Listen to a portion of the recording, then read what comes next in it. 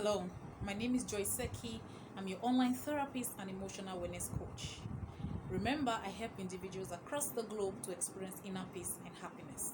Today, I want to share with us on what we can do as part of our journey to letting go of the past so that we can experience emotional wellness, peace, and happiness in the present. All right, there's so many things we can do, but I want to focus on one that we can begin to practice from this moment as we watch this video. Remember to like, share, and subscribe to my channel. Cheers. How can you let go of the past?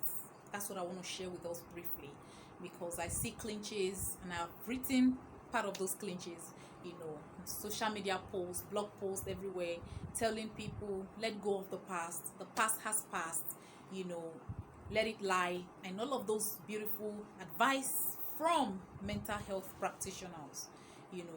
For the person that is experiencing these things, it can seem insensitive to them, and for some they are like, how do I let go of this past? What do I do? So I want to share briefly on this. For me, I believe that we cannot wipe out our past. We might in a way remodify how the past affects us, especially when we start to work on ourselves around our beliefs and conditioning with past experiences. But we cannot change what has passed. The event had happened, the exact same place might not be the same anymore. It's been years, new trees have grown around there, maybe the roads have been tiled, the buildings have changed, the individuals have grown, and all of that. So many things have changed since the time the things that happened to us that is now affecting us happened. And for me, the past is not helpful if it's not relevant to the present. So when I work with my clients, I always tell them we are only going to the past issues if it's relevant to what is happening in the present.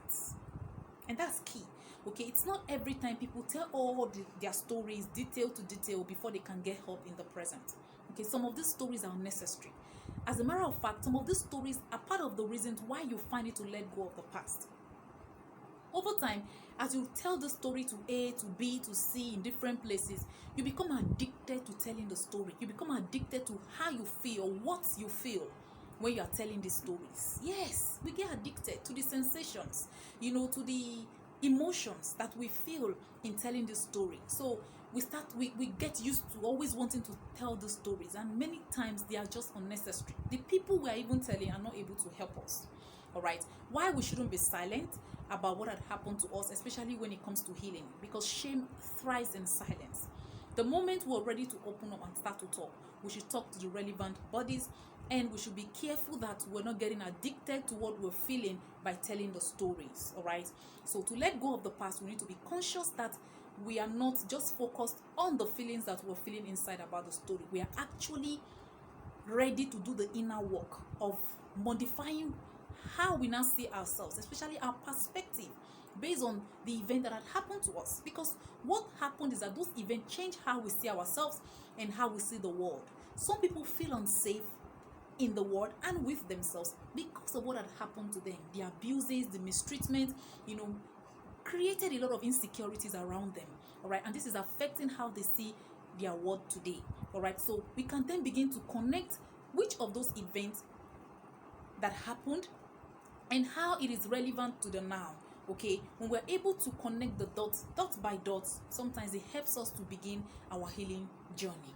All right, so one of these is to ask yourself, which of the event that have happened to me is the most fundamental to how I am feeling right now and to who I have become.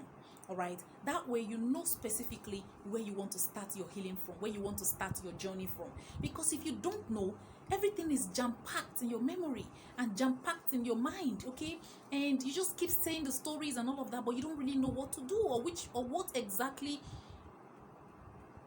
you want to change or which area you need the change.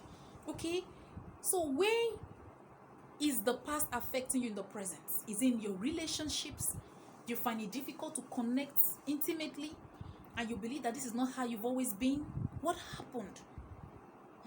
You see, now that is different from just saying stories.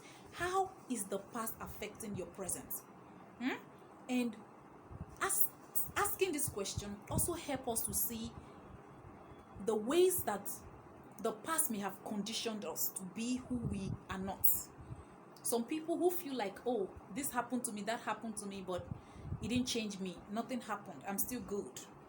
By asking this question, they can actually sit down with themselves and see that, I'm not really feeling good. Something happened.